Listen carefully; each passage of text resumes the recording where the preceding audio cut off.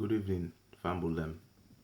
Today, I can talk about the thing that happened yesterday, na Makeni, where some youth them been the protest about one generator where the Minister of Energy give the instruction for making them transfer the generator from Makeni to Lunge because according to the minister, the Makeni get two backup generator them and also Makeni get access to the hydro power station. So because of that, the minister say he can take one of the backup generator in Makeni for take and go Lunge because the president's been done give a directive for making them open the airport. And according to the minister, the backup generator the generator then within a Lunge airport then get problem. So now I make in decide for let them take one of the generator and Makeni. The youth then now get issue with that. Why then get issue with that? Nobody knows. And I'm not gonna speculate because that's also the reason for this video. The reason for this video is for discuss police brutality. In particular, police brutality in Africa, where we look at Africa and country them. And for this video, I go use Salone as an example. Where they look at African country them, the way police then they react to certain situation them, it can most of the time be out of hand. It can be heavy-handed, shall I say, because African police, and to be more specific, Salone police, then quick for use live ammunition. Now, the end result of this is you end up having people on the protester side being killed. You end up having innocent civilians who get caught in between the crossfire being killed. And sometimes you even have people sitting in their houses, maybe sitting in their veranda being killed by live ammunition, depending on the location of where these things happen. And this is not the first, second, third, or fifth time something like this don't happen, where the youth they get confusion or they get some kind of conflict with the police, and then the OST, where now basically Salone's version of militarized police, the OST or sometimes the military gets called in, and when they come inside, now for just basically the mode of operandi is the first thing they do, and they use batting. So then they approach the protesters, then they get stick or whatever, then beats them, try for drive them. If that ain't not work, the next step now for begin fire tear gas. And them man they fire tear gas in any direction. And sometimes it's even so comical that they even fire tear gas, then they gas themselves. Their own personnel and they gas them. This was seen during the riots not riots, but the issue with them in get at the APC head office na Freetown, where the police then go there, then go fire tear gas, and some of their own personnel they end up being caught up in that tear gas. So this just shows you that the training where the police then where Salone police they get, a need for be modernized. Number one, if they're teaching them to always be using tear gas and to be using live ammunition, and secondly, the need for start for hold them to account, because I'm more concerned about the live ammunition part. Tear gas, anybody can manage that.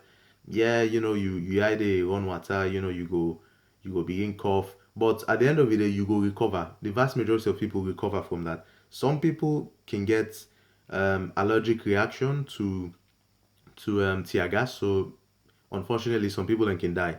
But that is very rare. That's not common. The thing where very shocking though is the use of live ammunition. Now, in any civilized country where you think about, the only time where police they use live ammunition now where then when they try for contain a riot or a situation where the other side get weapon, then get weapon in the sense of then get gun, So then they shoot at the police. So then attempted the police they reply back with live ammunition. But even protests and stuff, like if you look at London, a couple of years ago there was a protest in London where a guy was killed in police custody, where the youth then riot and then begin set fire to everything. Then they use Molotov cocktail. Where if for the one that we don't know what's in a Molotov cocktail now where then they take a bottle, then they fill up and with petrol or some kind of flammable liquid, then they put cloth or anything where like now like cloth, then put her inside, then when they light them, obviously it lights like candle, and then they throw away now by the police or whoever, and when the bottle smash, then obviously the liquid within inside they catch fire, so it just they make like a big fireball basically. So even in situations where the protesters or the rioters, however you want to call them, then they use such things, the police then normally not can use live ammunition. Then can use rubber bullets. Rubber bullets is the most severe form of crowd control where the police then can use. Now then civilized country than they.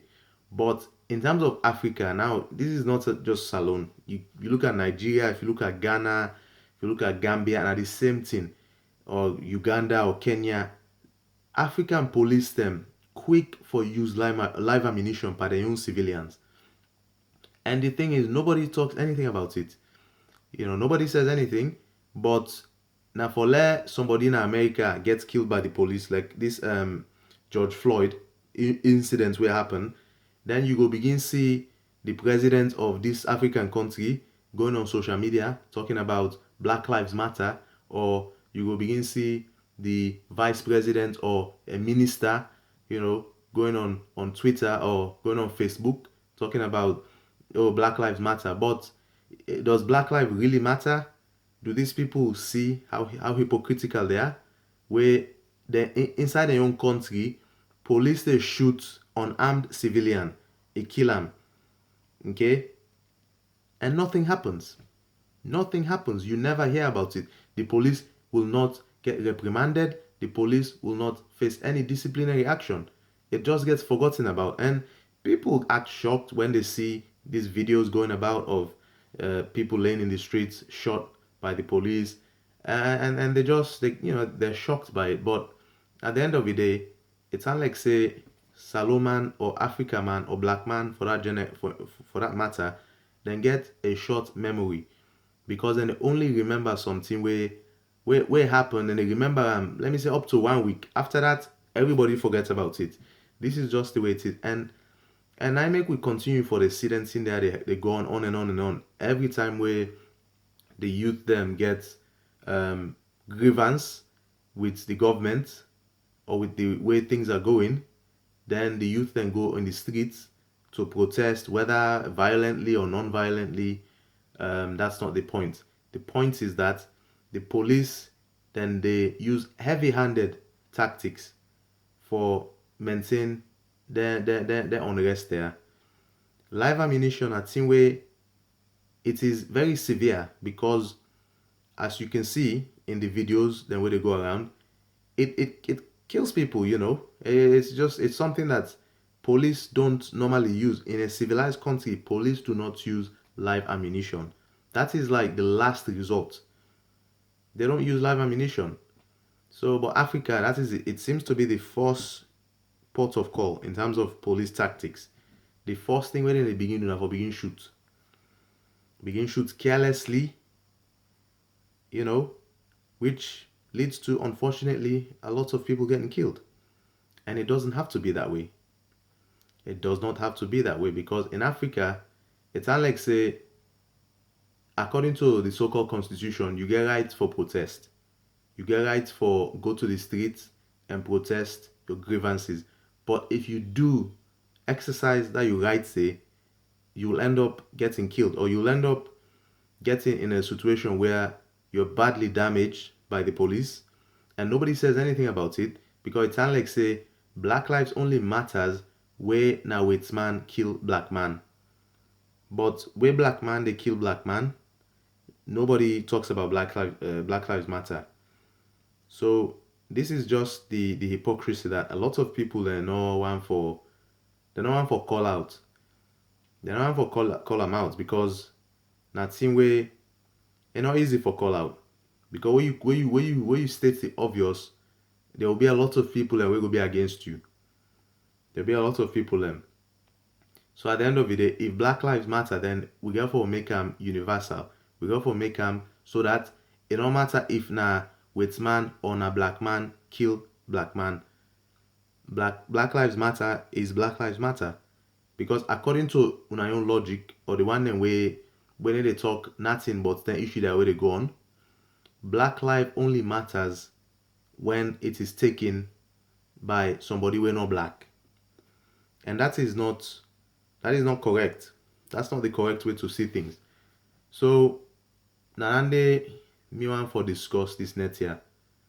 And I hope people can go give their own idea as to how this police brutality issue in Africa can be tackled, because now something we don't go on for a very long time, and it look like say it not go stop anytime soon.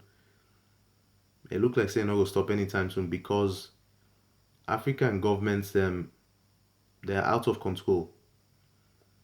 The only person or the only entity where I think say able control them are the one where they give them money, the one where they give them loan, the IMF, the World Bank, and then they able control African governments them. Because it's like say the citizens them not get the power or they not get the desire for control their own government where then they elect. So essentially the African democracy is non-functional.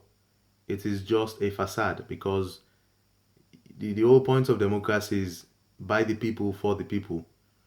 So but it's unlike say African democracy is only a democracy before the election. After the election, it ceases to be. Because after the election, the people not get any more say in waiting they go on. And the government can do waiting them feel for do, then can brutalize the people, then can do whatever and nothing gets done. So I go just end the video on that note, and I look forward to seeing people their own comments and opinion on this issue, on this thing what happened today. Because this is not the first time we see then kind